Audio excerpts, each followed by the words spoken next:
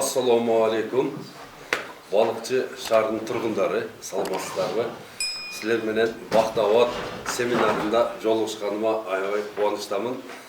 Бактабат семинарын биз 3 жылдан бери тынымсыз ошол бардык региондорду кыдырып, райондорду кыдырып, ошол Кыргызстанда 40 район болсо, бардык райондорду кыдырып өткөрөбүз.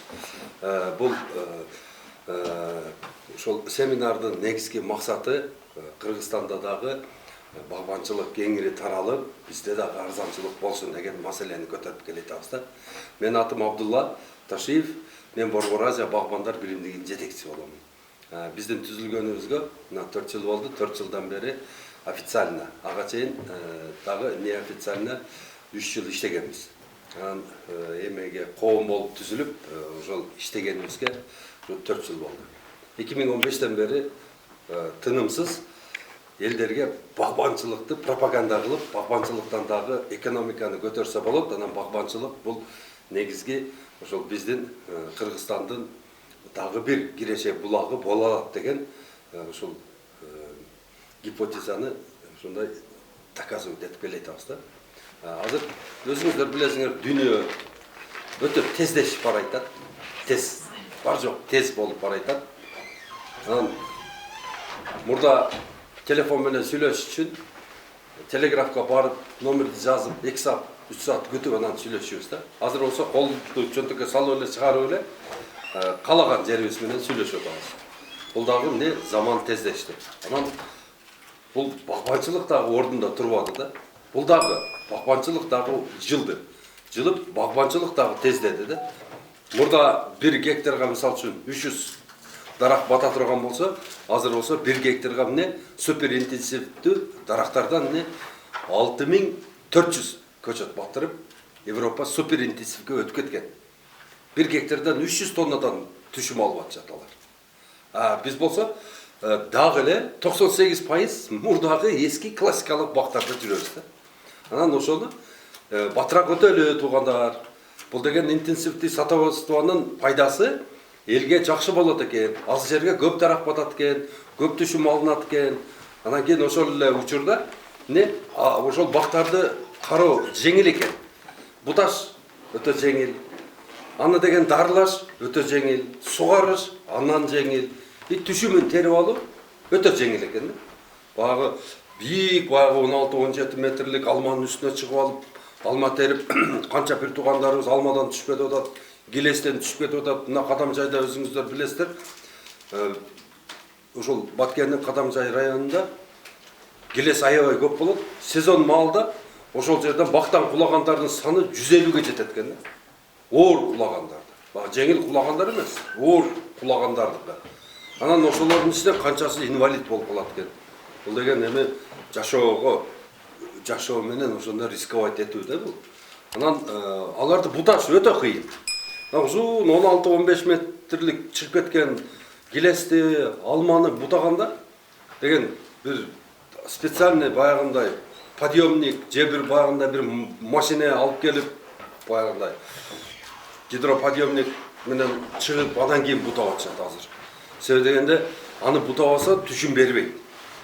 Жөн эле дарак болуп тура берет. Айласы жок, анан кийин жанагы эмне ошол кишинин боюндай кылып туруп анан кыркып салып атышат уже тажаганда.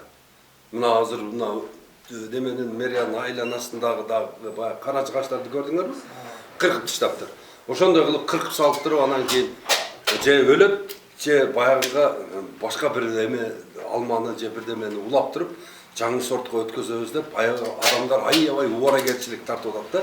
Эски дарактардан көзү кыйбайт, баягыны эми өсүп калган, алып салайын десе көзү кыйбайт, албайын десе жанагысы жакшы түшүм бербейт. Аны аргасы жоктон анан кийин ошол УФО системасына түшүргөнү аракет кылып атышат. Бирок УФО системасы дагы бардык дарактарга түшө бербейт экен да. Анан ошол себептен туугандар, мына биз азыр силерге сунуштап аткан полукарлик, карлик экөөнүн баягы высокорослыйдан эч кандай айырмасы жок. Бирдей эле дарак. Жалбырагы деле бирдей, алмасы деле бирдей, бардыгы бирдей эле. Эч айырмасы жок. Окшош болот бардыгы. Мына Стар Крипсон деген алма бар. Ошонун высокорослый дагы бар. среднорослый да бар, анан низкорослый бар. Үчөө тең бар бизде. Бирок биз не высокорослый предлагать этпейбиз, жалаң поликарлик. Поликарлик алмадан, эгерде алма отургуза турган болсок, 2-ге 4 отургузулат бардык эле алмалар. 2-ге 4 отургузулат. 2 көчөттүн ортосу 2 метр, турасы 4 метр болот. Алма. А калган бадам, алмурут, слива, гилес, анан фундук, ушулардын бардыгы эмне 5-ге 3 отургузулат. 5-ге 3. Эсиңерден чыгарбагыла. Алмадай кылып туруп жакын отургузуп ала турган болсоңуздар, 2 жылда өсүп кетет дагы, анан жанагыны не алышка туру келет ортосунан бирден. Кайсылар бесиз? Алманы 2-ге 4, анан калганы бардыгы ошол слива, шабдалы. 2-ге 4 болгондо бул 2 жөөктүн ортосу 4, көчөт ортолору 2, Ооба, көчөт ортолору 2. 2 жөөктүн ортосу 4 болот. Анан жанагы ушул мен айтып аткан ушул эмелерден, багы мөмөлүү дарактардан мына ушу балыкчыга силер жакшы баягындай эрте пыша турган өрүктүн сортторун отургузгула. Калганы кайсы эле? Ошону размерин айтканда. 5-ге 3. 5-ге 3. Калганы 5-ге 3. Анан только жаңгак 4-ге 8 отургузулат. Анан 20 жылдан кийин ортосундагы алып койгондо 8-ге 8 болуп калат. Поликарлик деген жаңгак понятие жок. Бардык жаңгактар высокорослый болот. Өсүп кетет. Поликарлик жок. Поликарлик деген жаңгак жок. Мурда бир семинар болуп келип түрктөр келгенде ошол жанагы ченделерлерди айтканда. Ооба, чандилерлерди айткан. Чандилер дагы баргандан кийин 20 жылдан кийин чандилердин бою дагы 20 метрге чыгып кетет дагы. Анан баа 4төн отургузган жерибиз бар го, ошону бирден жаңгакты 20 жылдан кийин алып таштайбыз. Азыр биз дагы өзүбүздүн жаңгактарды дагы ошо отургузуп атабыз. 4-ге 8 кылып. 20 жылдан кийин бирден алып коебуз. Кайра эле мурдагы 8-ге 8 болуп калат. Жаңгакка ушундай система. 4-ге 8, 20 жылдан кийин бирден алып саласыздар. Слива, өрүк, шабдалы, анар, алма, то есть неме, гилес. Ушулардын бардыгы 5-ге 3 болот. Бадам, мисте бардыгы 5-ге 3 болуп отургузулат.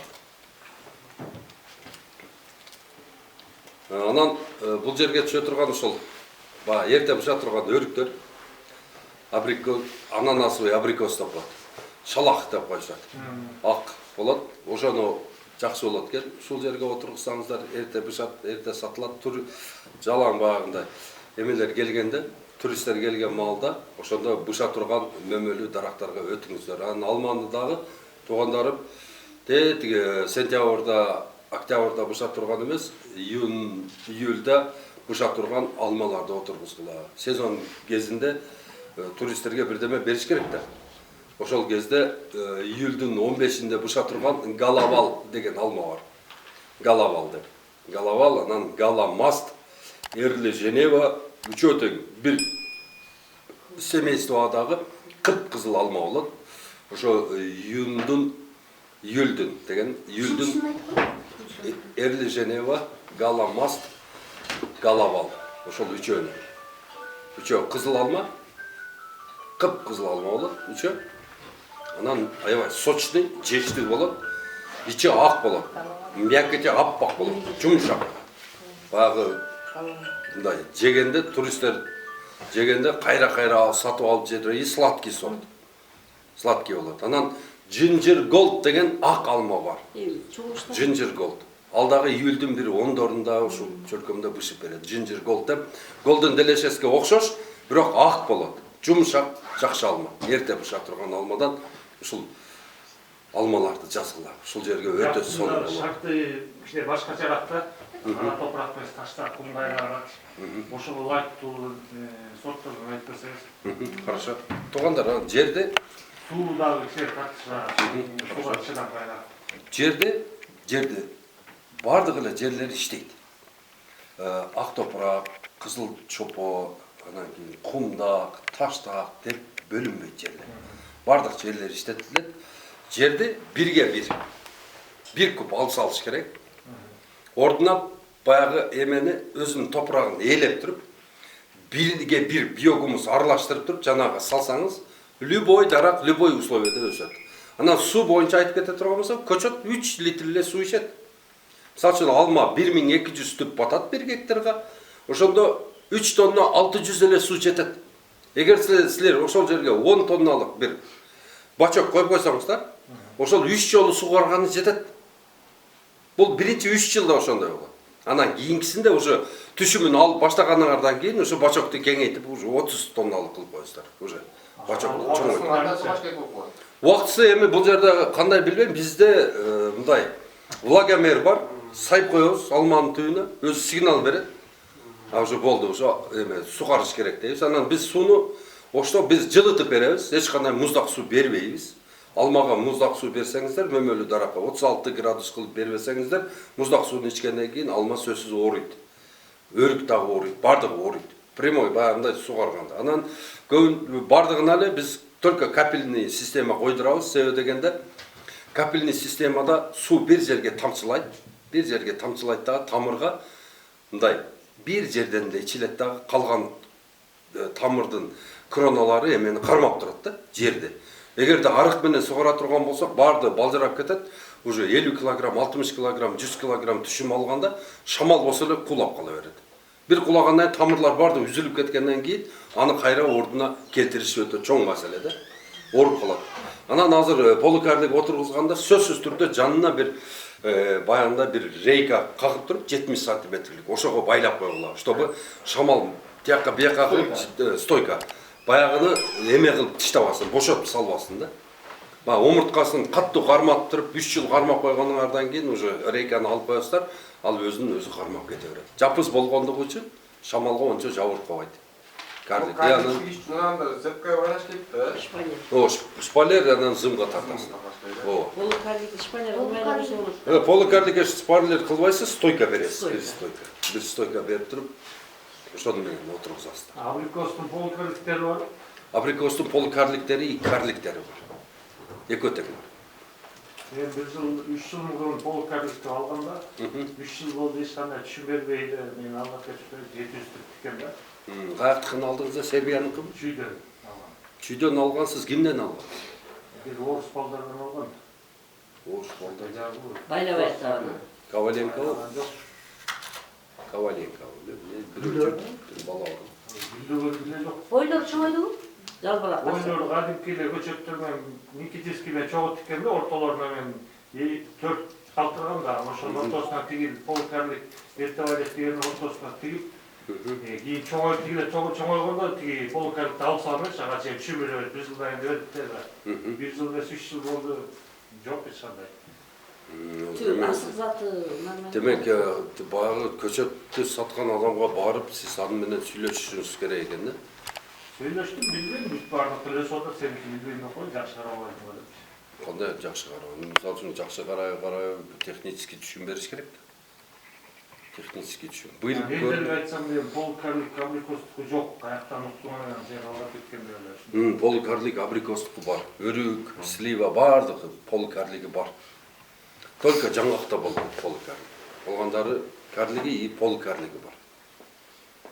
М9, М106. Өзү мына жерге биз быйыл бир машина көчөт алып келишибиз керек эле. Уже пландап, бул жака деген өрүктүн түрлөрүн, анан алмурутту бардыгын даярдап, уже список кылып түзүп алдык эле. Мына согуш болуп кетип, болгону 2 эле машина Ошко успеть этип калдык. Токтоп калды да, ушул немеси менен, кесепети менен. Болбосо буяка холодильникти дагы сүйлөшүп койдук эле, холодильник алып келип түшүрүп, ошол жерден сатып салат элек да. Ошо токтоп калды. Эми Кудай кааласа эми күздө Баалары нормально эле болот, биз жөнтөктү көтөрө алабыз. чөнтөк көтөрөт. Мына биздин көчөттөрүбүз ошол $4 да. А силер отургузуп аткан көчөттөр $2. $2 отургузасыз көчөттү. 7 жыл күтөсүз түшүмгө киргичейин. А полукарликтики 2-3 жылы уже түшүм берет. Уже 4 жылда уже 5 жылы уже бак өзүн полностью актап бүтөт. Капелькасын, ограждениясын, көчөттүн өзүнүн бардык расходторун өзү чыгарып коет да. Сапаттуу көчөт менен баштасаңыздар, эртеге анын түшүмүн дагы сатыш жеңил болот. Сапатсыз көчөттүн түшүмдөрүн мына өзүбүздүн эле ошо Кыргызстандын ичинде анан Казакстанга чыгарышыбыз мүмкүн, а бирок чоң баягы ушул супермаркеттерге аны предлагать эте албайбыз да. Себеби алар сразу эле көчөттүн происхождениясын сурайт, сортун сурайт. Сортун сураса биз айта албай турсак болбойт да. Сиздин абрикосуңуздун сорту эмне экен? Приция, Прунус, Робиста, Магадар деген. Айтып эмес да.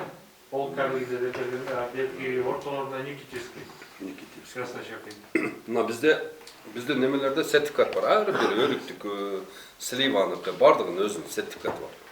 Кандай кылып жасалган, кандай тамырда жасалган, канча жылдан бери сатылып атат, испытание канча жолу болгон, не болгон, анан кийин ысык суукту кандай переносить этет, сууну канча ичет, нымдуулукту кандай көтөрөт, кургакчылыкты кандай көтөрөт, полный характеристикасы менен берилет.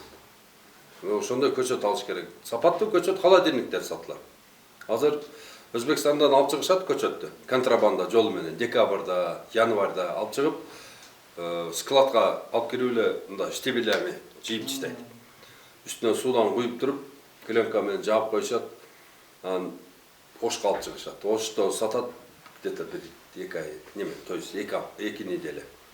2 жума Ошто сатып, анан Жалал-Абадка келет, Жалал-Абадтан анан кийин Бишкекке келет. Бишкекте ошол жүрүп отуруп ошол жерден казылганына 4 ай, 5 ай болуп кеткенде анан кийин покупательдин колуна тиет.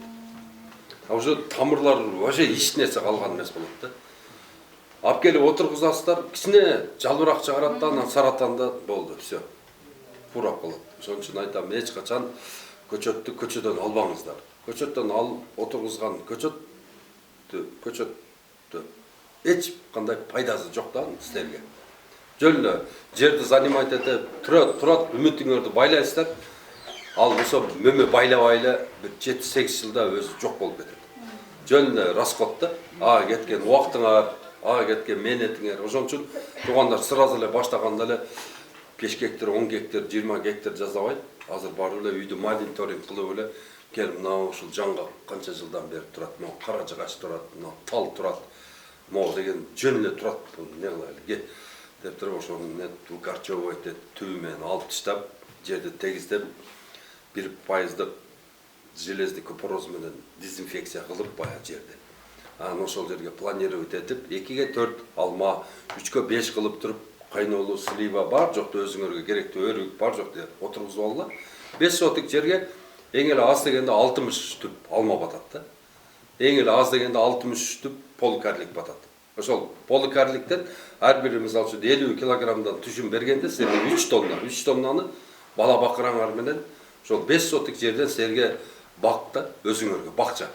Алма жейсиздер, слива жейсиздер, карагат жейсиңер, баардыгы өзүңөргө керектүү баардык ушул мөмө жемиштерди даярдап аласыңар. Кышка да сактасаңыздар болот, варенье жасайсыздар, баардыгын шаарга берип бересиздер балдарга. Бул результат да. 5 эле сотиктин результаты. А 10 сотик болсо уже силерне сатсаңар болот да. Ошону 10 сотик боло турган болсо сатсаңыздар да болот. Алып чыгып сатып, ошодон не киреше алсаңыздар да болот да. Ошон үчүн туугандар багбанчылыкты башташ үчүн сөзсүз түрдө жер даярдоону үйрөнүш керек. Жер даяр болбосо аны жөн эле баягы шлакка алып келип эле отургузуп алгандан эч кандай пайда чыкпайт да. Жерди даярдаганда биз могу менин калпагымдай жерди оёбуз дагы касып туруп, ошол жерге чоң тамырды зордоп салып туруп, ашыкчасы болсо балта менен чаап таштайбыз. Мына ашыкча экен деп. Анан сайып коебуз. Жанагы деген жан суу бергенден кийин жанагы уже көктөп баштайт да. Тамыр өсүп баштагандан кийин мына каттуу катмарга такалат. Бул жагынан капталдан, тияктан такалгандан анан кийин жана ичине өсө баштайт. Курап калган дарактарды кайра алып чыксаң, чачы Алла Пугачеваныкындай болуп, тармал болуп калган болот да, тамыр ичине өсүп кеткен болот. Ошон үчүн жерди обозначать этебиз, бирге бир жерди обозначать этебиз.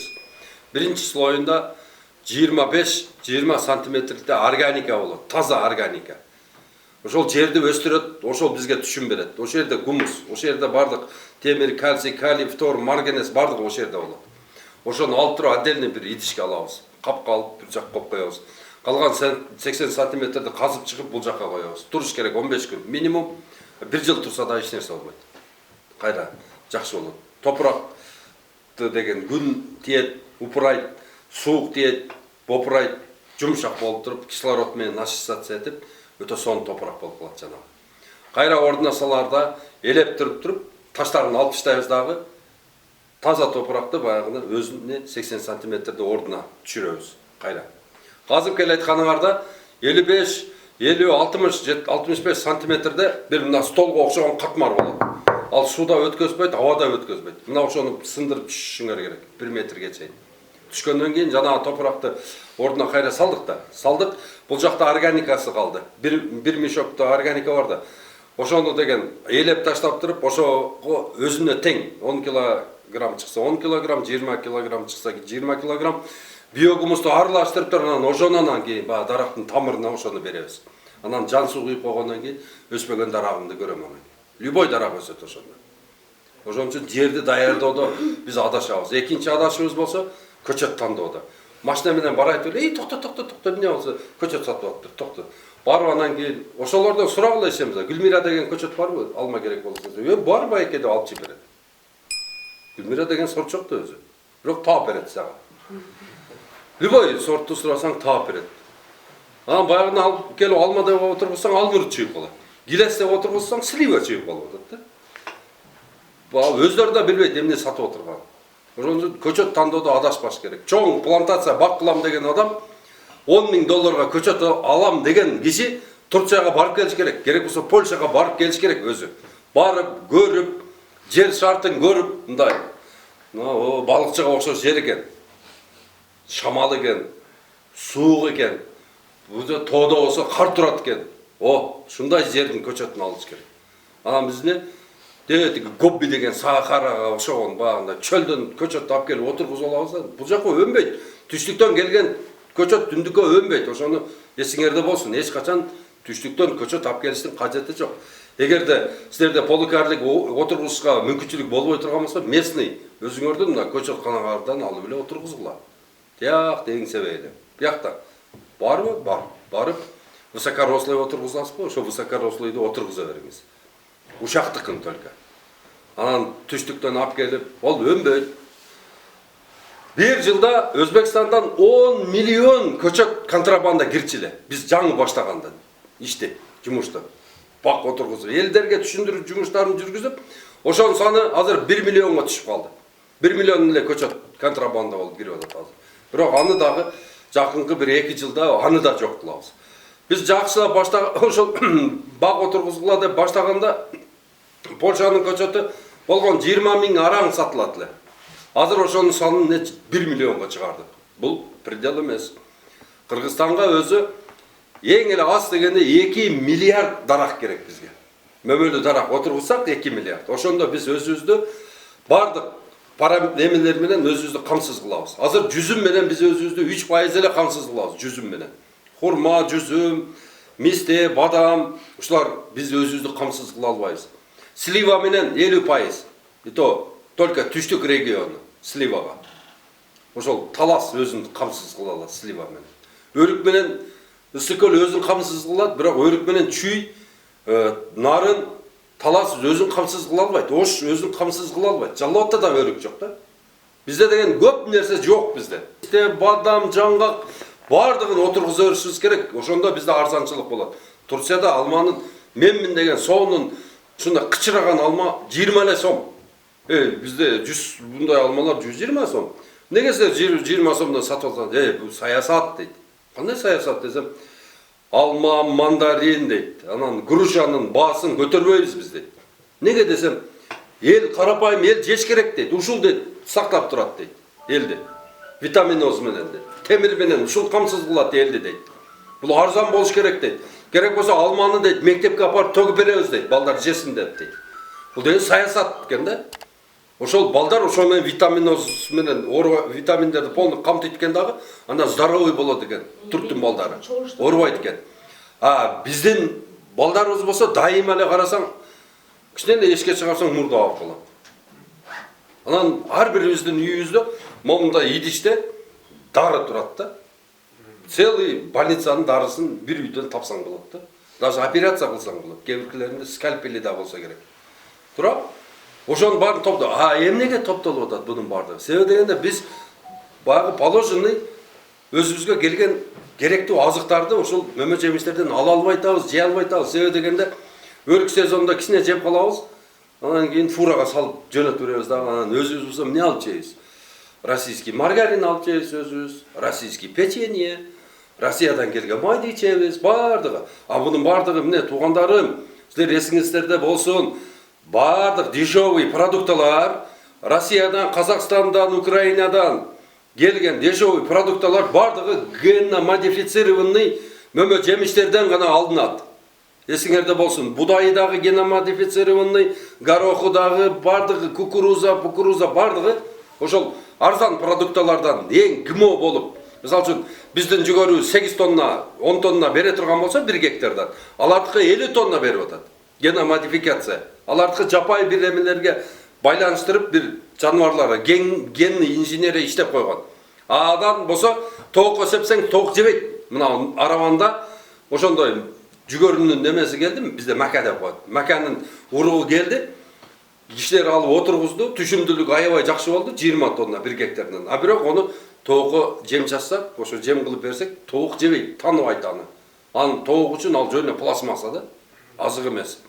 Анан бирге, мисалы үчүн 1 килограмм өзүбүздүн жүгөрүнү, 1 килограмм геномодифицированный жүгөрүнү аралаштырып туруп сепсек, биздикин жеп коет, тиги сапсары ойдон чайнап ошол жерде кала берет. Жебейт экен да. Ошондой продукталардан жасалат. Мына азыркы келип аткан чипсы, картошка деген ал жерде өлө түшүмдүү болот. 200 тонна, 300 тонна алышат. Геномодифицированный урук.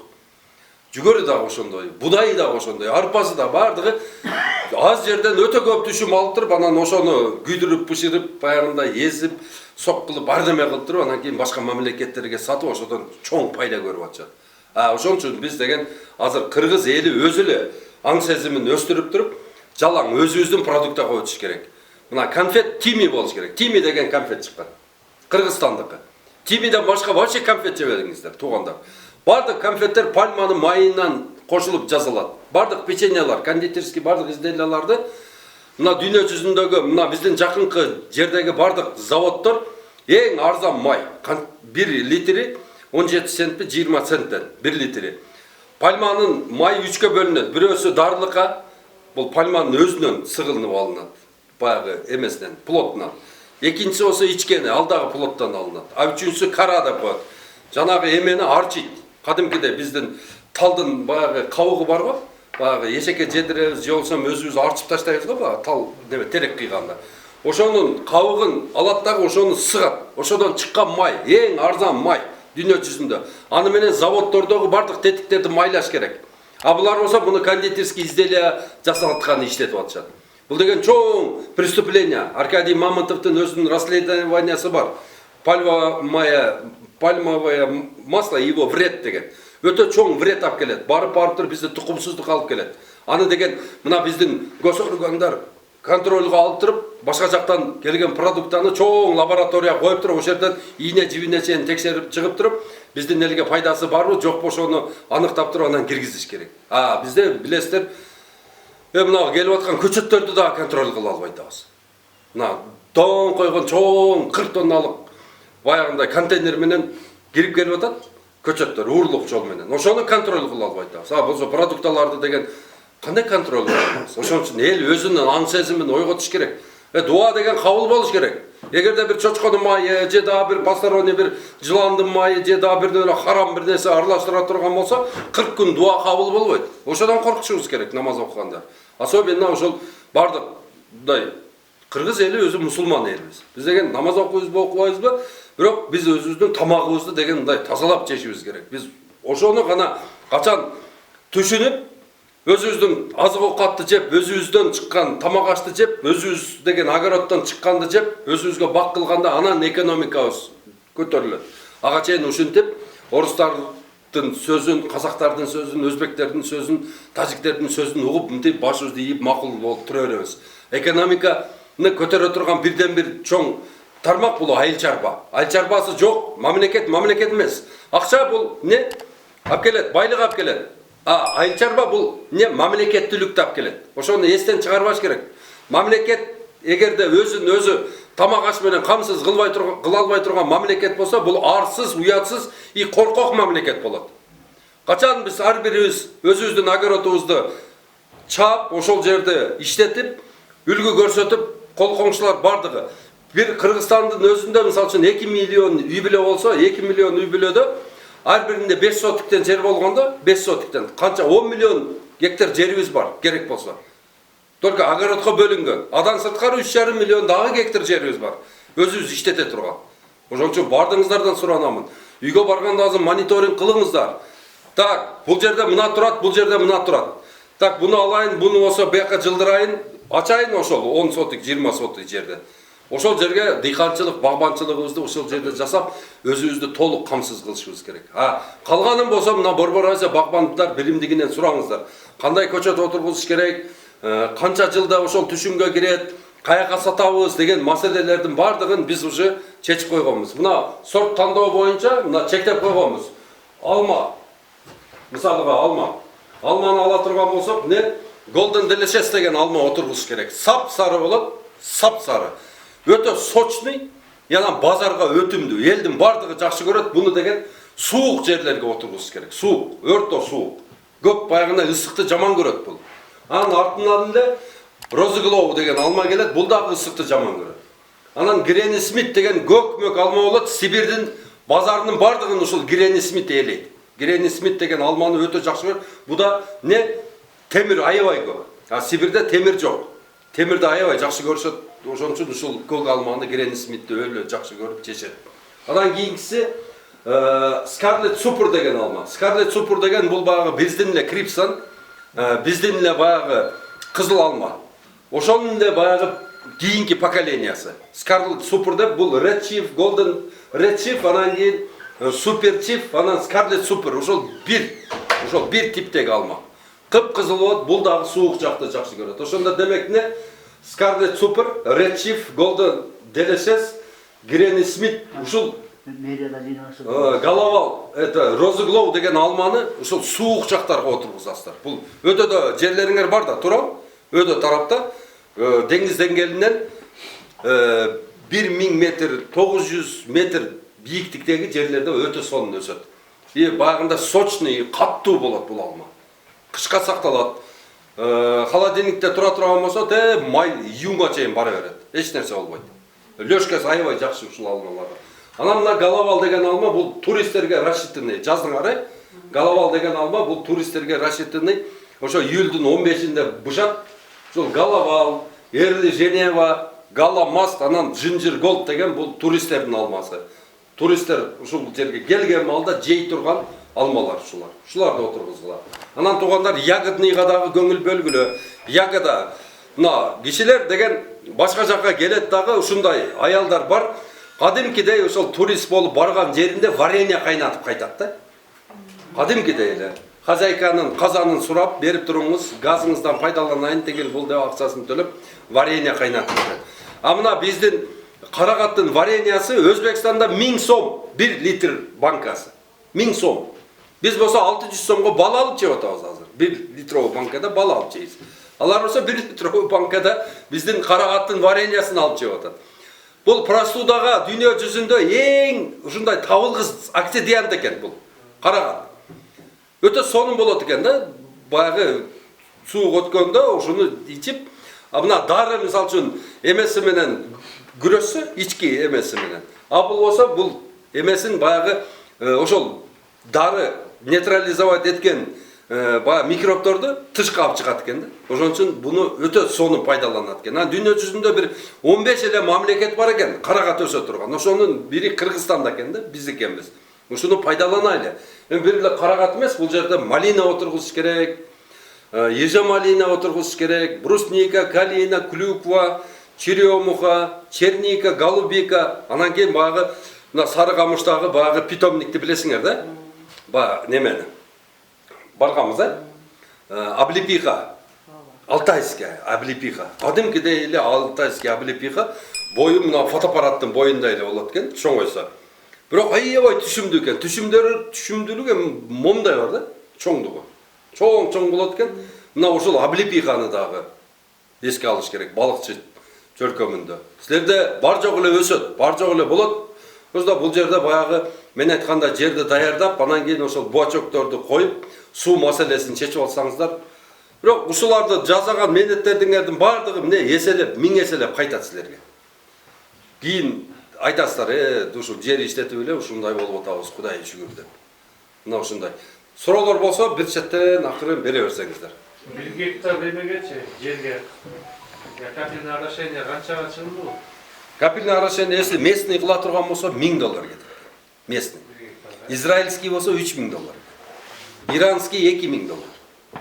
Израильский кымбат экен да $3000. Бирок эми израильскийдики эмнеси жакшы экен, бир жасап коет экенсиң, унутуп деле калат экенсиң, только краник ачмай. А местный проблема. Карап туруш керек, анан кийин баягы эмеси дагы немесин жердин ичине коюш керек экен. Себеби дегенде күн тийсе упырап түшүп калат экен. Ошондой жагы бар экен. Местный да каяктыкы? Местный ушул Бишкектики, Бишкектики. Анда каяктыкы эле? неменики, иранский, израильский. Алар бар да Бишкекте, бизде. О, Бишкекте бар. Бизге каракаттын кайсы сорту жакшыраак болот? Каракаттын азыр ошо Ысык-көл боюнча баягы крыжовник бар го, Ёшка деген, черный капитан. Бул каракат эмес бул. Бул ежа малина менен крыжовниктин ортосунан чыккан гибрид, Ёшка, черный капитан. Жана Чоң капитан. Ошол сонун отурат, себеби дегенде анын тамыры баягы жапайы ежавиканыкы болгондугу үчүн аябай живучий экен да. Сууну дагы аз талап кылат экен. Өтө мындай неме экен да. Ошону отургузгула анан Размери кандай? размерин аныкы алмадай эле кыласыңар, 2-ге 4. Ал чоңоюп кетет, билесиз го? Мынандай болуп кетет. Тереңдигин жазылган. Тереңдигин мен айткандай. Жанагындай жер даярдап мен айткандай, биогумустан салып ошондой кылып отуруп. Тереңдиги 1-ге 1 өтөдө.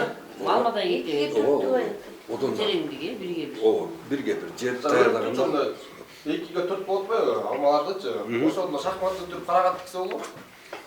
Шахматтын порядка сыяктуу. Шахматный порядка алып, өзү баягы бир культураны ичине башка культура отургузбаш керек да. Ага келген зыянкечтер беркин да талкалайт. Өзү полукарлик менен карлик бактын өзү түбү чаңы чыгып туруш керек. Себеби дегенде бул түшүндө аябай көп алат. Күн келип туруп баягы жерге чагылышып анан түбүндөгү алманы, түбүндөгү каракатты, түбүндөгү алмуртты бышырат да. Ичине беде же бирдеме сеп ала турган болсо күн талаш болуп калат. Анан бедеге келген зыянкеч беркин талкалайт. Ошон үчүн фриза салып туруп, астын теп-тегиз кылып, чаңытып эле эме кылып турушуңар керек да. Бизде бул тасарайда үчтөн тигилет да, биринчи бедай кылат, анан өрүктөр тигилет да. Ошондо өрүк биздики чоң бакта болот да, карлик эмес, поликарлик эмес да. Анан алар түшүп бергечекти бедесин алабыз деп тигилет да. Деме ал высокорослыйдыкы бираз башкачараак. Биз мисалы үчүн высокорослый бактардын ичинде кадимкидей жүгөр айдайбыз. Кадимкидей эле картошка айдап алабыз. Поликарликтики андай болбойт. Чоң бактарга чоң өрүктөргө ошондой. Чоң өрүктөргө боло берет. Зейне удобрение сеп бо, өрүккө. Өрүккө туугандарын бардыгы эле удобрениялар жакшы, бирок мына химический болбосо. Компост мисалы үчүн өзүңүздүн баягы бактан чыкты, жалбыракты топтодуңуз, бар жак ошол жердеги чөптөрдү топтоп, анан жанагы кыктан аралаштырып туруп, үстүнө судан сээп туруп, клёнка тартып койдуңар. 2 айдын ичинде кап-кара кылып күйдүрүп коет. Баягы ото чөптүн, кыктын ичиндеги ото чөптүн уруктары дагы бадырактай болуп жарылып күйүп калат да. Аны суу тийсе ал возрастаться этпейт. Ошон үчүн мүмкүн болушунча компост даярдаганда Байкал М1ди чачкыла, же болбосо триходермин деген неме бар. И биолигнин деген экөөнү аралаштырып туруп, департамент органического хозяйствода бар, арзан эле. Ал 1 литровый банка немеси идиштегиси 30 сом и 50 сом. Ошодон алып келип туруп эле бир 10 литр алып келип, ошол 10 тонна кыкты обработка кылып койсоңуздар, өтө тез чиритет. Тез чиритет дагы. Анан анын ичиндеги баягы курт кумурскалардын жумурткалары да полный өлөт. Биз кыкты эмне үчүн огородко жолотпогула дейбиз. Косточковыйлардын тамыры бардыгы таттуу болот. Мындай дамдап көрсөң, мындай неме чыгарып турат да, сахар. Анодо баягы майский жуктун личинкасы бар го, ак курт, эшек курт деп коебуз биз ошо. ошонун кичинекей личинкасы тамырга ошол кык менен барып кала турган болсо тетиги тамырды полный арчып таштайт. И курап калат. Илес, бадам, өрүк. Ошон үчүн кыкты компост кылмайынча жолотпогула. А лучше всего компост кылып туруп, анан Сөлжанга берип койгула. Ошол 1 тонна кыкты 3 айда жеп берет. Жеп бергенден кийин жанагыда силерде 600 килограмм биогумус болот. 600 килограмм биогумус деген бул деген канча? Компосттон где-то bir 30 тонна компосттун күчүн бере алат да. 2 килограмм биогумус 50 килограмм компост перегнойдун күчүн берет. 2 килограмм биогумус. Биогумусту даярдоо бул өтө жеңил. Аны деген жана мен айткандай компост кылып туруп, чиритип Сөлжанга берсеңиздер өтө бат жейт. И анан мына Сөлжандын дагы бир жакшы жери бул гумус топтойт. Өзүнүн чыгарган кыгында гумусировать этип чыгарып берет. Ошол эң пайда жерде ошол гумус гана өстүрөт. Анан жанагыга салгандан кийин эмени кыкты бергениңерден кийин жанагы жерде микроорганизмдер пайда болот да, ошол жердин баардыгын переработка кылып туруп, анан мурда биз салып жүргөн азоттор бар го, азот, селитра чачканбыз да, аябай. Мына ошолорду эритип туруп, положительный формага өткөзүп туруп, анан даракка бере алат да. Биогумус уже жерди оңдойт. 3 жылдын ичинде, мисалы үчүн 1 гектар жерге тынымсыз 3 жыл 7 тоннадан бере турган болсо 21 тонна биогумусту. Ошол жердин структурасын органика кылып оңдоп туруп, анан кийинки жылдары картошка отургуза турган болсоңуз, картошканын түшүмү 50 тоннадан 100 тоннага чейин чыгып кетет да. Картошка ким айдап атат? Барбы картошка айдагандар? Яқты керек. Биогумусу жидкийде неме алып атпайбы?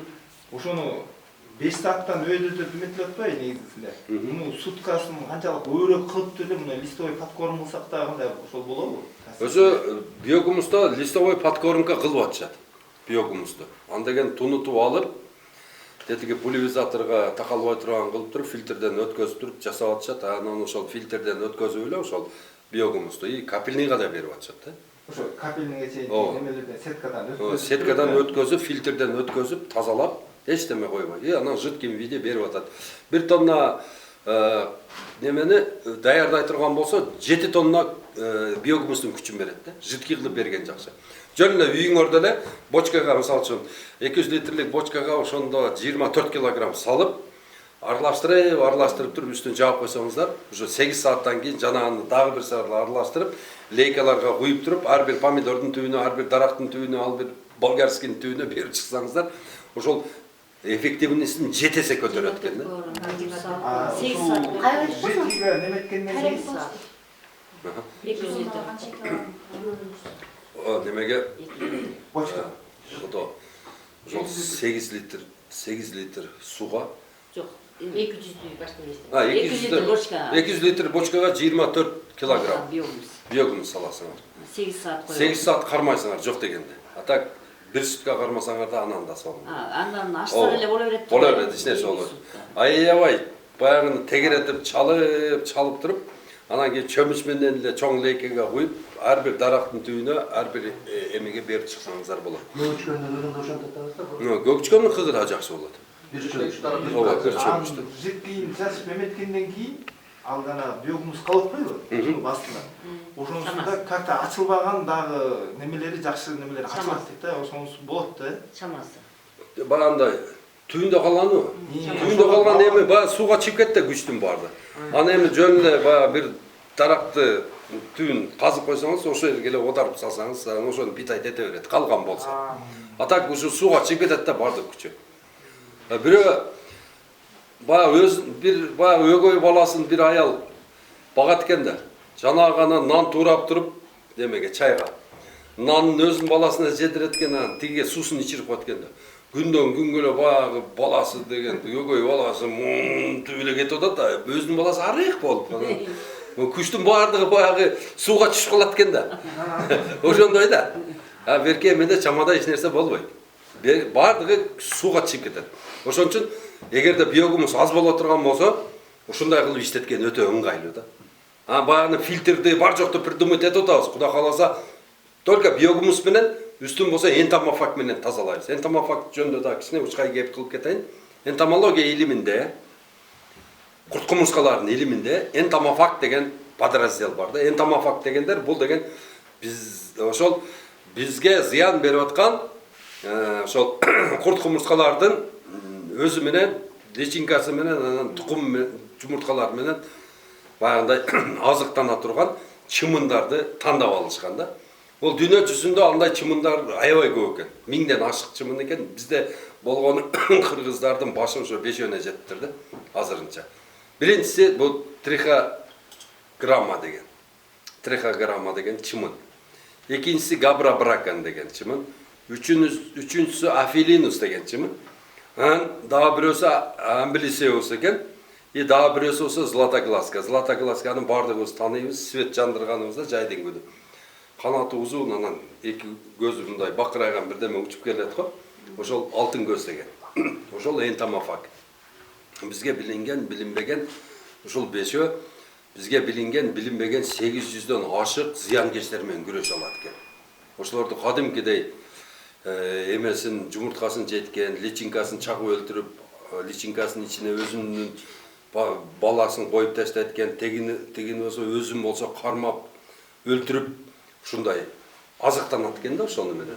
Анан булардын бардыгы силерге жакыныраак Бишкек эле болсо керек, эчи? Биякта Новопавловкада ошол жерде чоң главный офиси бар. Департамент органического хозяйства деген. Биз ошолорду көп чакырабыз, келгиле, эл силерге муктаж, бизге кошулуп алып жүргүлө, тамак ашыңарды деле биз көтөрөлү, эл көтөрөт, келгиле десек келе алышпайт да. Себеби дегенде жетекчилери жаңы алмашты, Кудай кааласа будан кийин биргелешип иштейбиз. Мына ушулар Кыргызстанга много миллиардный келип аткан баягы пестицид, гербицид, фунгицидтерден кутултура турган ушулар да. Азыр ушул маалда свободный продажи 30дан ашык энтомофаг Москвада сатылып атат. Мен ошону какшап айтып атам да, ошол биздин министрге айтып атам, ошол зам министрге айтып атам, ошол департаменттин жетекчилерине айтып атам, алып келбесиңерби? Даяр турат 30 штук дагы. 25 жаңысы келет да.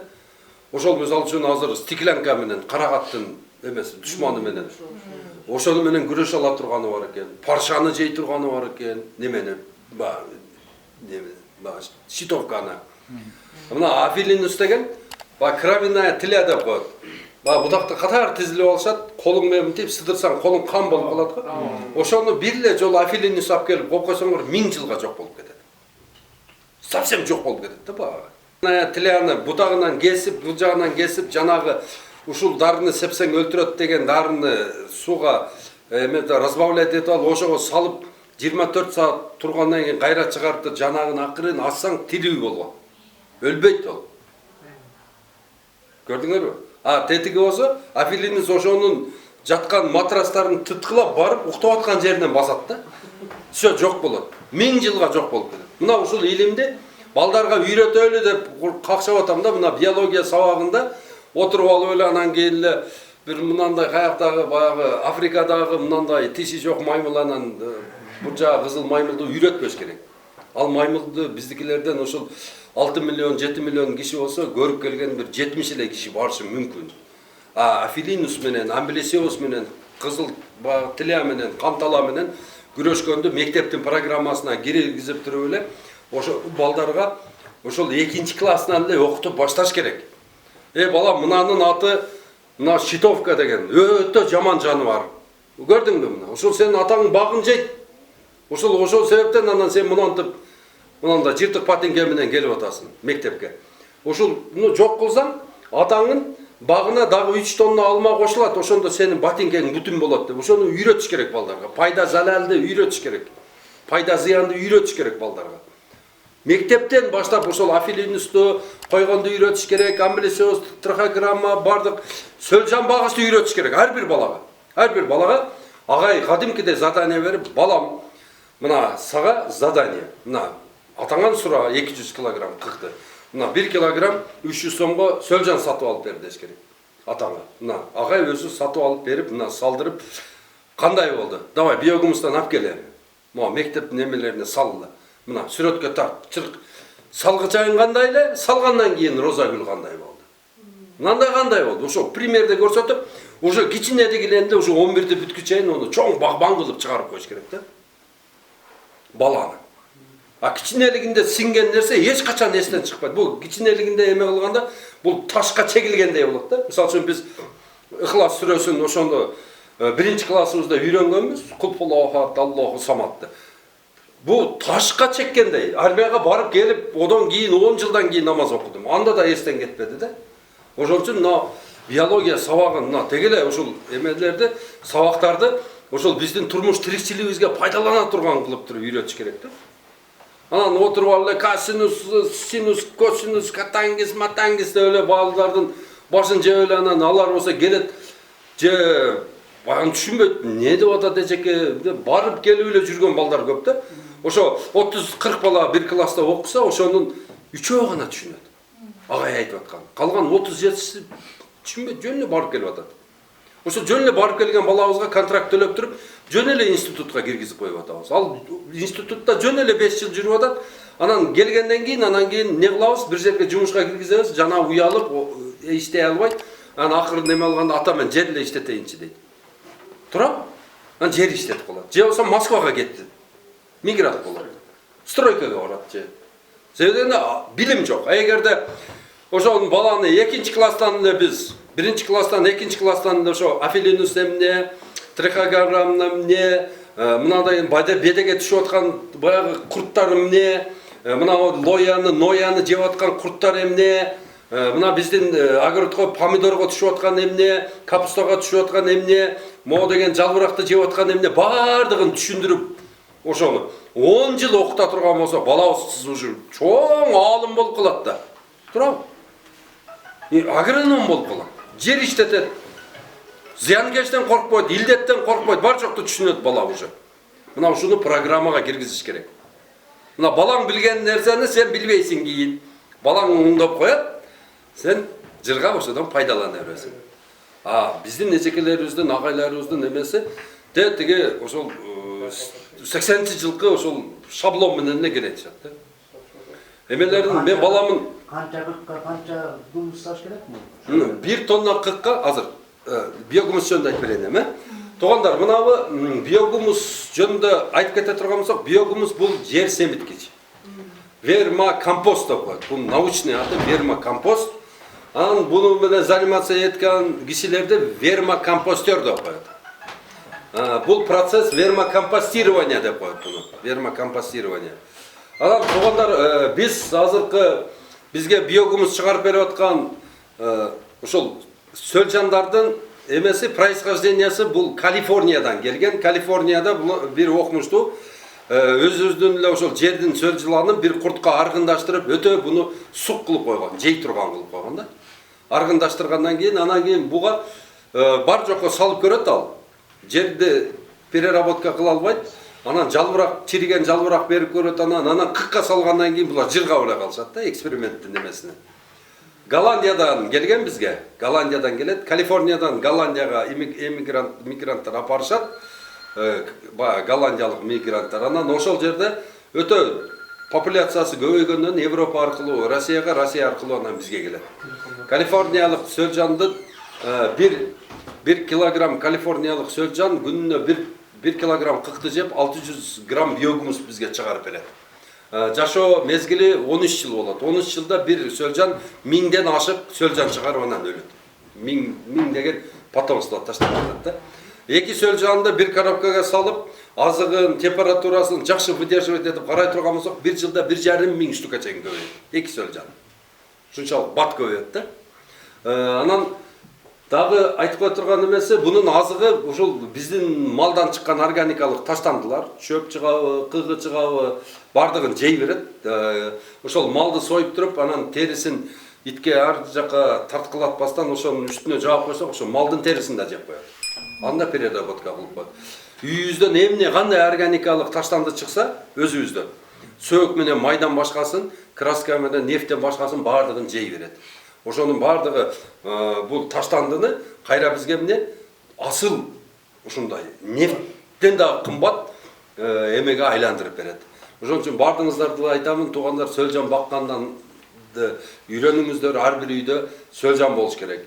Кичинекей бир верма компостирование, компост жасай турган бир яма кылып туруп, ошол жерге сөзсүз түрдө сөлжан багышыңар керек. Анан үйдүн жанына чоң бир баягындай зеленый жашылга боеп бир бочка коюшуңар керек. Желательно ал бочка эмне пластмассовый болуш керек. Баягындай окисление чыгарбай турган темир болбош керек да. Пластмассовый болсо анан балдарды үйрөткүлө. Алма жейби ошол жерге таштасын, коон жейби ошол жерге таштасын. Бар жокто ошол жерге таштап, жанагыны вермокомпостированияга бере бересиздер. Мына бул жерде домдор көп. Домдорду эле сүйлөштүрүп эле баягындай зеленый ведро таркатып койсоңуздар болот. Ар бир үйгө мисалы үчүн чакан челек таркатып коюп туруп, ошону эмне бир жумада бир топтоп кетсеңиздер, бул деген шаарды дагы таза кыласыздар биринчиден. Анан экинчиден өзүңөргө баягындай арзан азык да, сөл жыланы. Бекер эле портер менен келип эле бир күндө топтоп кетип атышат. Уже бизде ошто бул колго алынды. Айыл-айылга уже берип атышат зеленый ведро. Өзүнүн соседтерине 50 сосед болсо 50 челек алып берип койгон. Ошону 3 күндө бир жыйнап алып келип сөл жанына берип атат. Сөл жандар жөнүнө жыргап атышат. Жанагы жерде 100 тонна субстрат бар. Свежий болуш керекпи? Кыктын турганына 4 ай болуш керек. Анан ашып кетсе болот. Ашып кетсе жакшы болот, наоборот, турганына. Анан 2 жылдан ашпаш керек. 2 жыл турган кыктындан 3 жылга өтө турган азык жок болуп калат. Сөл жан жей турган эч нерсе жок болуп калат. Ошон үчүн 4 айдан 2 жылга чейинки кыкты пайдаланабыз. Биз башында салафан салып жерге кирет дегенде салафан эме алганбыз да. Анан кийин бир 4 камаз кыкты төктүрүп неме алдык, салафаны жок эле неме алдык да. Салафандын кереги жок. Себеби дегенде үстүнө суу нымдаганыңарда ашыкча суу баягы аммиак, туздан калдыктар болсо ошону жерге сиңирип жок кылып берет. Ошо немеден ары Аэрозация болуп туруш керек. Алып эле саманды просто нымдуулук кармаганга анан күндү немесинен неметкенге эме алдык да. Туура. Калгандарын болсо баягы нымдуулукту 75-80%ке чейин. Кандай иштеп атат сөл жыланыңыз? Агарып кетпедиби учтары? Жок. Ошону текшерип койгула. Эгерде агара турган болсо саманды көбөйткүлө, анан картон кагазды көбөйткүлө. Картонду тынбай берсеңиздер, сөл жандын несі болуу жакшы боло берет. Картонду чириген саманды анан ол үчүн немелерди. Картошканы целыйларын көп эме албай атат, анан крахмал неме депчи. Немени картошканы экиге бөлүп туруп эле баягындай жөнүнө жерге койсоңуздар өзү ирий баштайт. Ошо пленканын ичине капка салып койсоңуздар бат эрийт да. Любой овощ. Ошону куюп берип койсоңуз жей берет. Чиритүүгүлө. Бар жок. Саманды кандай бат чириш керек ошо? Саманды ошол кыкка аралаштырып туруп эле. Аралаштырганда бизге жакшы чирийбейби? Мен айттым го, бия Байкал эмадин, анан триходерминди кошуп коет. Ошол бат чиритет. Ошончо бир сөйлөм, мисалы үчүн триходерма Байкаларды чачып атпайсызбы? Ооба. Ошондо сөл жан салынбай эле компост жасалып болот да. Ооба. Компост. Компост. Ошо компостко кайра сөл жан куйса болот экен. Ооба, ошол компостко кайра сөл жанды кое бересиңер. Ошол мисалы үчүн ошону 6 айда жей турган болсо, после компостирования за 3 месяца. 3 айда эле полный тазалап коет. Азыртан эле баштай берсеңиздер боло берет да, үйгө барып эле өзүңөр эле лопатканы алып туруп эле же балдарга айтып, "Ке балам, мына кыкты үйүп коелы" деп үйүп, судан аябай сээп, нымдап, пленканын үстүнө жаап койсоңуздар, уже жанагыны 2 айда компост кылып коет. 2 айдан кийин ачып туруп, дагы нымдап туруп, андан кийин сөл жан жиберип койсоңор болду. Полный силерге огородуңарга, мисалы үчүн 10 сотик огородго 1 тонна кык жетет. Ошону переработка кылса 600 килограмм биогумус чыгат, ошону ойноп күлүп иштетесиңер. Эч бир азот, бир пестицид, бир гербицид жолотпойсуңар. Жанагы биогумус менен болгон дарактар, бардык өсүмдүктөр иммунитети пайда болот жанагы. Анча-мынча ооруга чалдыкпайт. Жанагы келсе дагы баягы неден жеп коет? Курттар. Себеби дегенде обмен веществ болбойт. Фотосинтез тез жүрбөгөндүгү үчүн, азык аз болгондугу үчүн жегени билинип калат, торчо болот. Эгерде постоянно зеленка чыга турган болсо, ал зыянкеч деле тоет, бул жагына да азык жетет да. Ошон үчүн түбүн азыктандырганды үйрөнүңүздөр. Даракты дагы, өсүмдүктү дагы астында азык болбосо ол өспөйт. Башында биз мындай тегеректи чачып туруп анан кийин одар челек да. Анан кийин эки баягы бактын немесине тамырын баягы үстү бутак канчага чейин кетсе, тамырды ошока чейин кетет эмеспи? 3-4 жерине касып туруп эле биогумуздарды ошока неме алып салып атабыз да. Ошондой эле болот да. Ошондой эле болот. Мына штамп ортодо турат го. Штамп, мисалы үчүн мен штамп дарак болсом, буяка кетти да. Бул жерде эч нерсе жок. Бул азыктанбайт. Азыктана турганы мына бутактын жеткен учунда мына ушул жерде тамыр. Мына мисалы үчүн бутак эмнеге жетпиби? Мына жерде ооз тамырлар ушул жерде. Bir börek alsanız olur. Бир эле күрөк алышыңар, 2 күрөк алсаңар тамырга жетип каласыңар да. Бир эле күрөк 20 сантиметр эле ошол жерде алып туруп эле, бир күрөк алып туруп ошол жерге биогумусту таштап коесуңар. 4 тарабы, 10 тарабы, 20, 30 канчалык көп майдаласаңар ошончолук жакшы азыктанат. Одан например 10 жылдык таракпы 20га берип койгула. 20 тешик кылып. Болду. Өтө сонун азыктанат дагы, өзү дараңарды тааныбай каласыңар. Жап-жашыл болуп эле, мемелери өзгөрүп эле башкача болуп, мына башкача болуп калды дейсиңер да. Очень дагы ана зеленка калган. Канча жылдык бир эме бар экен багы, карагач бар экен. Ошону эксперимент кылып 50 килограмм биогумус бердик эле шуба болуп калбады кайра, жап-жашыл болуп. Мына өзгөрүү да. Кайсы малда берет? Биогумусту жазындасы, жайындасы, күзүндөсү, любой малда бере бересиң. Кышындасы берсең деле болот. Ала берет азыр. Ошондо жанагы өзөктүн түбүнө маселе, бутагын бүткөн жеринен себиш керек. Өзөк түбүнө себи бар болуш керек. Жок, өзөктүн түбүндө эч нерсе жок. Ал жөн эле штамп бол, тамыр, кармап эле турат да. Мурун ошондой алчубуздан кийинчерээк ана жанагындай бөлүк, ана ошол туура экен да. Ооба, туура, эң туура. Тамыр ошо кыдыктып учларынан эме кылдык да. Туура. Гумустарды. Өтө жакшы, туура направленияны алгансыздар. 1 килограмм чейин салганда экен да. Бир эме ямага 1 килограмм. Ата ошону бөлүп салса жакшы болот да. Жарым килограммдан бөлсөңүз, ошол сонун болот. Бир чаканда кыкты сапсадак да көрүптү. Ооба. Анан могу биздин райондо чокмосага чейинки немеде көбүнчө гукташ чачылып аткан мезгилде азыр. Медный купороз чачыш керек зыянкечтерге каршы. Бул азыркысы 3% кийинкиси 1% болуп чачылат да. Бул обязательно же Обязательно себиш керек көкташты. Көкташты себиш керек, обязательно. Аралыгы 1 апта, 1 ай боло турган болсо, баягы жерде реакция жүрүп таракты куратып коет. Ошон обязательно выдерживать эткиле, жок дегенде 2 ай. Аны карагаттарга да чачса болот. Ооба, карагаттарга, любой өсүмдүккө зыянкечтерине каршы чачылат. Азыр бүтүрлөр мындай эметилип турат да. Азыркы 3%-ныйдыкы мезгили азыр ушул учурда чачылат. Ооба. Ошо элекки температурага зависит этеби? Же күн суук болсо деле чача берсе. Күн суук эмес, бир аз мындай погода болуш керек да. Ушундай болуш керек. Плюсовый. Ооба. Ошону чачып салат. Акиташ обязательно. Акиташ менен акташ керек. Актаганда жана кумурскалардын путу күйөт, баягы чыгып кетип аткан. Анан кайра түшүп кетөт. Ошон үчүн себилет. Неме? Акталат да бул. Купороз коет. Ошол да. Медный купорозго эч нерсе кошпойсуң, өзүнө чачасың. Даярын алып жүрүбүз. Даяр бар, касайт бар. Касайт. Касайт. Касайт сеп атышат көбү, ооба. Касайт.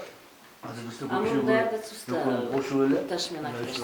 Акташ менен көкташта кошуп чачып атат. Азыр ошого өтүп атышты. Ал деле болоттон адам немеси. Өзү акташты аралаштырып эле медный купороздун өзүн эле сепкен жакшы өзү. Баягындай кандай десем, нан көбөйсө када көбөйөт деп ар ким ар нерсени бир дүмөтөт да. Чындыгына Бордо келгенде Касайт чыгып жакшы эрийт экен да суугачы. Опрыскиватель көп болбойт экен, ошону суугаш экен да. азыр дагы бир турецкий бир препарат келди, ошол медный купороздан да касайттан, жок фатчо эмес, дагы бирөө жаңы келди. Ошону башында Ошто жолукканыбызда келип презентация кылып эметип кетти эле, баягы Ош Багдават деп ошону ачып көрсөңүздөр, ошол жерде сонун презентация кылган. Ошол жерден көрүп аласыңар. Анан керек болсо айтсаңыздар, бир балага звонить этип, бул жакка салдырабыз. Макулбу? По-моему, анын срогу жок, любой малда себе берет да. Зыянкеси погодага зависит этет, погодага зависит этет плюсовой. А только вот, например, сейчас или гүлдөгөндө любой малда себиле турган препарат экен да, зыянкечтерге. Ошону мен билип берейинчи. Шуак деп эметип атат да. Өткөндө бирөө айтат, могу тайфун, кареталардыкы убактылуу азыркы курттарды жок кылганы менен дальнейший бактын ден соолугуна бул аябай вредный эме болуп атат. Туура, бардык химия вредный. Неменики болсо бул эрмен менен шуактыкында аны көкташка кошуп туруп эле чачсаңыз ушу бактын дальнейшийине эме болбойт дейт. Көкташ бул химический зат болгондугу үчүн тетиги эрмен менен шыбактын күчүн жоготуп коет. Ошон үчүн эрмендин өзүн компот кылып эле, эрмендин өзүн отдельно, шыбактын өзүн отдельно. Экөөнү да аралаштырбаш керек. Эрмендики өзү ят да, өзү. Биологический ят. Тиле, мисалы үчүн, майда чүйдө баягында пилильщик, милильщик, ошолордун баарын жок кылат. Шыбак дагы ошондой. И кекире дегени бар, отдельно. Аны дагы иштетсе болот да. Бул биологический, эч кандай бизге зыян бербейт. Анын алмазы, өрүгү зыян бербейт. Убакыт сааты келет, ушуну дагы азыр биз коюп атабыз. Ушундагы эрменди баардан оруп келип, ошол жерден компот жасап, ошону мындай элге дары кылып таркатат. Кудай кааласа. Убакыт сааты келет. Аны деген, по-моему, 1 килограмм эрменди 10 килограмм сууга кайнатат экен. Ошондо чачмайт. Ошону чачат. Муздак туруп ошону чачат. Кайнатыш керек. Кайнатыш керек. Прям компоттой болуп калат. Коюп болуп. Ооба. 1 килограмм эмен 10 литр суу, Ооба, 1 килограмм. Эрмендин кайсы маалында? Эмнени? Ушкандар. Эрмендиби? Эрменди зыянкечтерди байкаганыңызда чачасыз. Өзүн кайсы маалда кесип даярдаш керек. Ушкандан кийинкиси күчтүү Ушкандан болот. кийин. Уже куруп калат го. Мына азыркысы деле жакшы, мына. Сиз даярдап кийинки жыл жасайсыз го? Боло берет, эч нерсе болбойт, өзүнүн эмесин жоготпойт. 10 литр сууга. Абрикостун плясы боюнча. Абрикостун тилеясы? Тиле вообще эле өзү общий эле тиле бар го. Бул эме менен кумурска менен тандемде иштейт. Кумурска кадимкиде желкесине көтөрүп чыгып, эң жумшак жалбырактарга апарып тилеяны ошол жерге көчүрүп коет, коюп коет. Тиле баягы жалбыракты жейт да, анан ичинде переработка кылып, анан татуу бир суу чыгарат. Ошо кумурска коюп кеткенден кийин өзүнүн убактысын билет да чыгып барат жанагы жерге. Барып анан кийин тилянын артында бир мойлосу бар, усиги бар. Ошо усикти кытыкласа баягы сокту чыгарып берет. Кумурска каалашынча ичет, анан калганын көтөрүп уясына көтөрүп кетет. Кумурска чыкты дегиче тиле пайда болот. Ошон үчүн тилени баягы эрмен, жанагы айткан, шыбак тилени жок кыла турган. Анан лог. Баягы айван беле эмне бир фирма бар, Эйвендин логу. Логу. Ошону 100 литр сууга 1 литр эмени аралаштырып туруп, ошо менен чачсаңыздар тилени жок кылат ал дагы. Ошол тиле боюнча ошол. Жана калипсо, былтыр биз калипсо чачтык да. Аябай эффективный деп алдык. Бир чачкан менен тазалап эме кылды да. Тазаладыбы же тазаладыбы? Тазалады. Тазалады? Максат деген бала ошо дистрибьютор экен, Байер деген фирманыкы таратат экен, ошо бөлгө эксперимент кылып алып беришкен. Анан остаточный эмеси канча чыгат экен? Көп чыкпайбы экен? Ошонусунда кара германский болсо, демек баягы өзүнүн убактысында, өзүнүн нормасында чачса, остаточный процент калбайт да. Мындай ден соолукка зыян бербейт, чыгып кетет. Жок, бул берки дарыларды чачып атканда химическийде жит болот го. Андай болбойт. Значит, жакшы дары экен да. Калипсо дедиңиз, э? Калипсо деп. Биз дагы чачып көрүшүбүз керек экен. Всё, хорошо. Жок, бир чачканда мен башы мындай жалбырактары бузурак сок агып калганда. Ошондой вакытта чачканда ошо менен. Сразу жок болду. Сразу жок. Жакшы экен, э? Байер деген. Байер. 10 литр сууга 4 грамм кошот экен да. 10 литр сууга 4 грамм. 4 грамм. 100 граммы 1000 сомдон. Жакшы дар экен, э? 10 литр суу канча дедиң? 4 грамм. 4 грамм. 10 литр сууга 10 гектар абрикос бир эле чачат. Ошо менен таза. 1 литр менен 1 килограмм жет, э? Тиги бала просто түшүндүрүп берди да, бул баягы контакт менен системный болуп бөлүнөт эмеспи да, бул системный экен да. Бул уже жанагындай контактный деп бар. Тийген буттар өлүп тийбегендер өлүп алат экен. Системныйда бардыгы өлү. Мындай түшүндүрүп берди да, буттун ичине кирип, жеп анан ичинен кристалл болуп, айнек болуп жарып чыгат деп жеп. Эффектиси жакшы аябай деп анан жетегизге уже алып өтөт. Жакшы. Жакшы экен эффектиси. Калипсо, а? Калипсо. Ал баланын номерин бересиң же өзүңкүн бересиң деп койчу. Берем, жазып алсаңар берем. Ошонан берип атасың. Тилек Токтогазиев бар го, мурунку министр.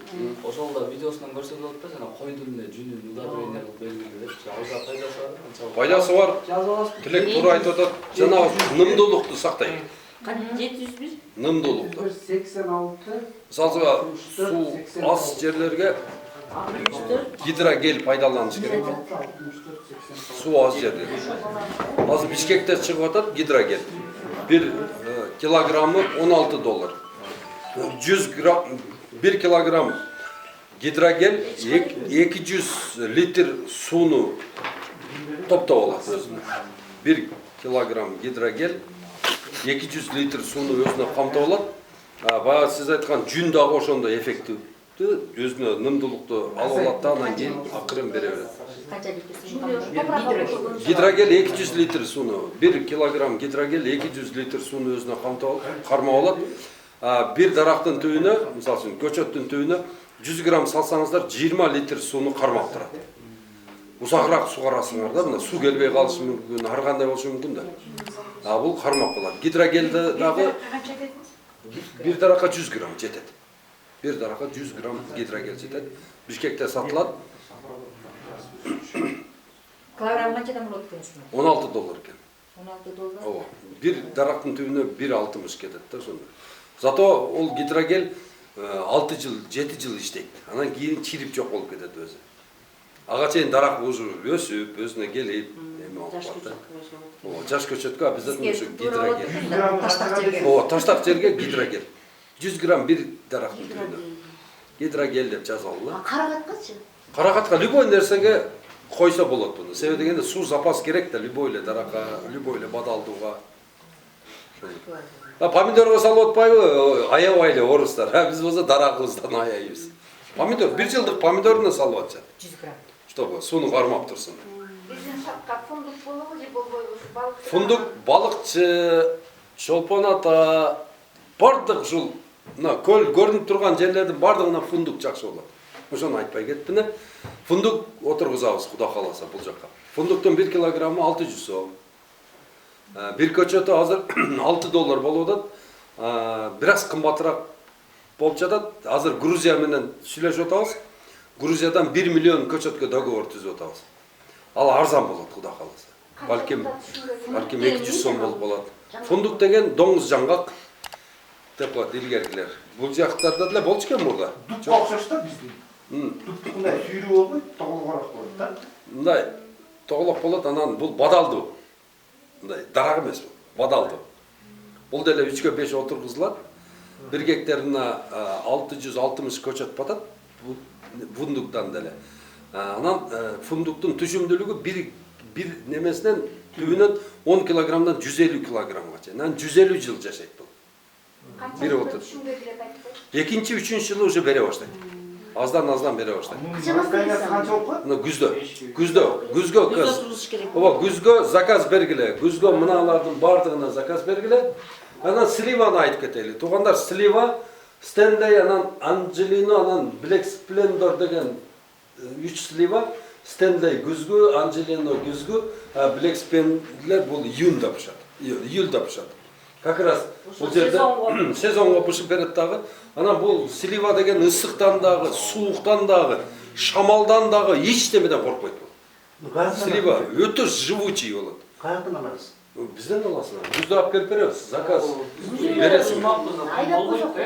Шалап ошондо карагат алалы деп 30 алып атканбыз, 2 гектар дегенчи көчөт. Ооба, эми күздө иним. Эко жыл сүрүүсү бирдей эле болуп калат, окшош эле болуп калат. Азырынан согуш. Ооба. Наоборот жакшы алат. Мына күздө 100 жазындасы 100 көчөт отургузсаң, ошо onu кургаса, абыда болсо уже бири да кургабайт. Күздө наоборот жакшы алып кетет да. Анджелино, Стенлей, эме алма өрүктө высокорослыйлардыкы дагы, булардыкы дагы экөөнүн обрезкасы окшош эле. Бирдей эле. Ошол күнгө доступ бериш керек, шамалга доступ бериш керек, анан бирөө-бирөөнүнө мешать этпеш керек. Ошондой эле кылып бутай бериш керек да. Анан эркек багандай балчокторду алып коюш керек. Всё. Ушул эле принцип. Воздух, чтобы пространство, солнце, воздух и бири-бирине конкуренция. Ушул. И волчокту алып коюш керек. Чашабыразный болчу. Анан ошо кээ бир айтат экен да, ошо чашабыразный алмага мисалы болбойт, ярусный кылып буташ керек деп элечи. Өзү көп алмаларды чашабыразный эмес, баягындай мындай поликарликтер стенка болуп, пальметте деген бар да. Кадимкидей эле мындай карап туруп эле чыккан бутакты эле алып кете берет да, пальметте кылып. Поликарликтики ошол. пальметте. Баягындай веретено кылып, мындай 4 ярус коюп, мындай кылып жасагандар дагы көрүп атабыз. Бирок пальметтага эч нерсе жетпейт экен да. Баш оорусу аз. Мындай стенка коюп туруп эле кыркып кете бересиң. Ичине бири-бирине бутагына өсүп кирип кете берет экен. Ошол эле. Только пальметте бутоосуна өткөрүп атабыз. Ошонун кайсынын алдында бутаса туура болот? Өзүнүн убагы бар. Бүчүр чыгарбай турган малда буташ керек. Бүчүр чыгаргандан уже сокодвижение жүрүп кетет, уже дарактарда камень течение болуп кетет. Өзүнүн убагы бар. Көбүнчө амалардыкы жанагы жазында азыр буталып атпайбы? Ана 1 жылдыктары кээ бирөөнүкү 1,5 метрге чейин өсүп атпайбы? Ооба. Ошолорду биз жайкысында жана летний обрезка кылып эле алып сала беребиз да. Ошолор боло берет да. Боло берет, летний обрезка кылыш керек. Анан мына өзү алманы, высокорослый алманы бир жестко буташ керек. Анан кийин майда 2 кулак болуп чыгарат да. Ошо волчокторду немеле, ошо флизин кылып таштайт. Кол менен эле терип таштайт. Майда бир жолу, августта бир жолу терип койсоң волчоктон кутуласың. Бизгилер бир бутайт да тим коет, анан кетти. Баягында эркек бутактар чыгып кетет. Ошону кол менен эле алып салыш керек болду. Жүзүм боюнча сурады, мисалы үчүн, көчөткө заказ менен жүзүмдүкүнү аясак болот? Ооба, болот жүзүмдүк. Кишмиш деген жүзүмдүк болот, мисалы үчүн, майда. Ооба, кишмиш, разамат, бардыгы эле өсөт буяка. Бизде ушу кишмиш өсөт. Өспөгөн нерсе жок. Өзү бунун деген мына биз үшүккө алдырып алабыз, же мөндүргө соктуруп алабыз. Же болбосо күнгө күйдүрүп алабыз. Ошол 3 эме. Мына $3000 көчөт алыш керек. $2000 аябай сонун кылып тосуш керек. $3000 израильский система коюш керек. $8000 болду. Анан $3000 стойка коюп туруп үстүнө антиградный сетка тартып алыш керек. Антиградный сетка биринчиден черешня, өрүкпө, чымчыктан сактайт, сууктан сактайт, мөндүрдөн сактайт, күйүп калгандан сактайт. Сетканын службасы 9 жыл. 9 жыл служба кылат бир сетка. Противоградный сетка. Бир эле коюп койсоң, кийин сеткасын эле алмаштыра бересиң да. Бир жасап алсаң, эми көп, 1 гектарга, 2 гектарга эмес, 50 эле сотыйды карабатчы ошондой кылып. Болду, сага жетет ошо. Жылыга түшүм ала бересиң. Эч жага коромжу болбойт. Банкрот болбойсуң. Коркпойсуң. Мөндүрүнөн дагы, суугунан дагы. Суук болуп кеттиби? 20 баанда самандын прессин даярдап коесуң ошол жерде. Үстүнө бир челектен сууну куюп туруп эле түтөткө кылып коесуң. Баа сетканын ичи мындай тосулуп турбайбы, ушу комнатадай болуп. Багы түтөйт. Анан ошол жерге корейский багында самолет чыккан. Солярка менен иштейт. Ысык аба айдайт. Кондерге окшойт. Эки башына экөөнү коюп туруп эле күйгүзүп неме иштетип коесуң. Гур деп иштеп ысык абаны айдайт, циркуляция жүрөт, учуп. Көп болсо 1 саат чыдап койсоң өтүп кетет. Всё. Зато ошол 300 дарагаңан 100 килограммдан 30 тонна түшүмдү сактап калдым. 30 тоннаны 50 эле центтен сатсаң $15000 прибылиң бар. $15000 бул жыргал акча да. Туурабы? 50 сотыйдан. Мына ушул маселелерди караңыздар, туугандарым. Бул жана фундукту отпойсузбу? Ал бияк биздин аймактарга кандай өсөт да? Өтө сонун өсөт буяка, фундук. Көлдүн жээгинде укмуш сонун болот. Сөөлжанды кантип? Сөөлжан азыр бар мына машинеде. Кимге керек болсо 3 коробка бар. Алып калсаңыздар болот. Немесин даярдаш керек болчу.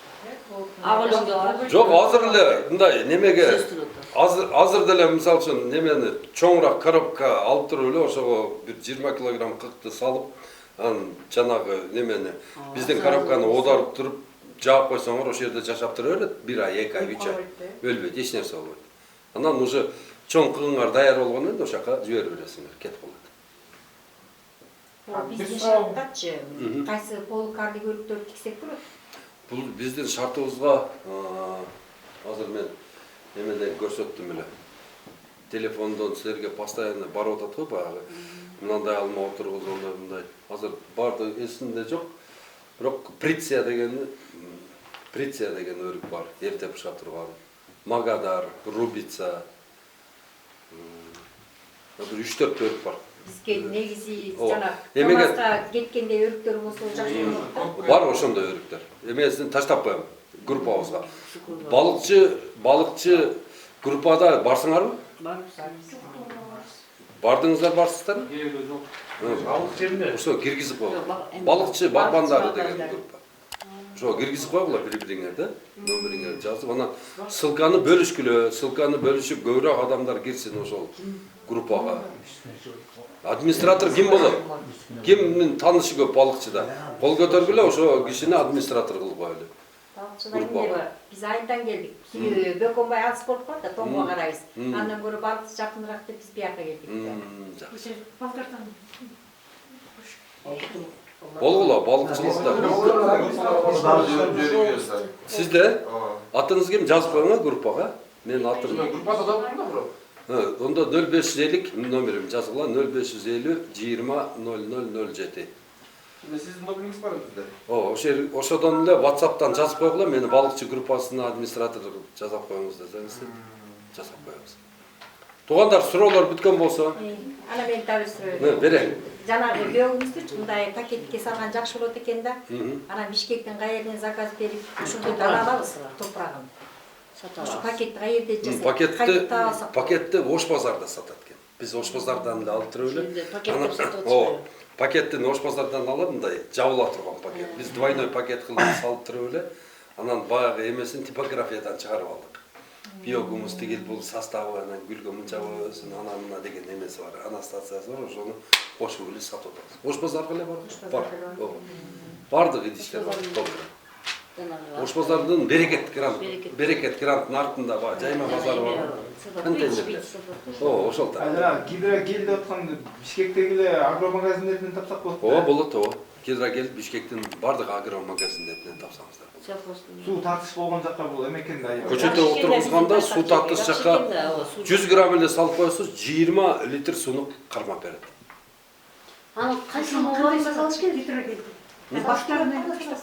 Топурагын эле аралаштырып эле, азотко окшош томолок болот, ошо топурагын аралаштырып эле коесуз. Болду. Тигип атканда жаңы тиккен көчөттөргө жакшы болот экен да. Жаңы тиккен көчөттөргө аябай жардам болот. Кургабайт. Гранул болот. Жана Йошка келеби же келбейби? Йошка? Йошка. Йошка келет. Польшадан алып келебиз. Йошка, голубика алып келебиз, черника, голубика, брусника. Не, ушундай. Топуракта түшүү көп го дейм да. Эми кычкыл топурак бизде толтурабыз, щелочный топурак бизде. Кимин жери шор болсо, шор деп коет го. Кимин жери туздуу болсо, бизде эки эме бар. Бирөөсү биялма, айва, бирөөсү груша. Ошондой беребиз, ошондой көчөттөрүбүз бар. Шор жерлерге. Биялманан алдырып да. Алмурут,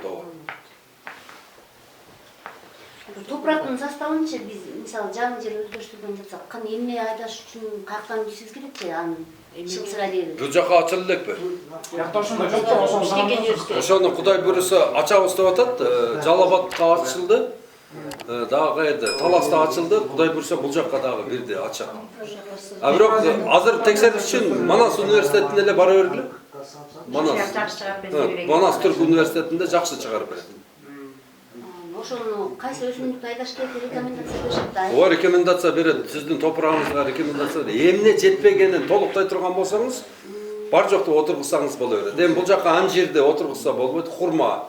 Проблемный, анан кийин ысыкты жакшы көргөн жүзүмдөр болбойт. Осенний, баягындай ушундай муздакты жакшы көргөн жүзүмдөр боло берет. Өрүк, алмурут, алма бар жокто эле отургузсаңыздар болот. Жердин составын турлап алгандан кийин. Айткан кеңешиңе чоң рахмат. Алла таалам колдосун баарыбызды. Баарыбыз бакыт менен үйлөбүздү алып, семьябызды алып, эл журтка тынччылык берсин.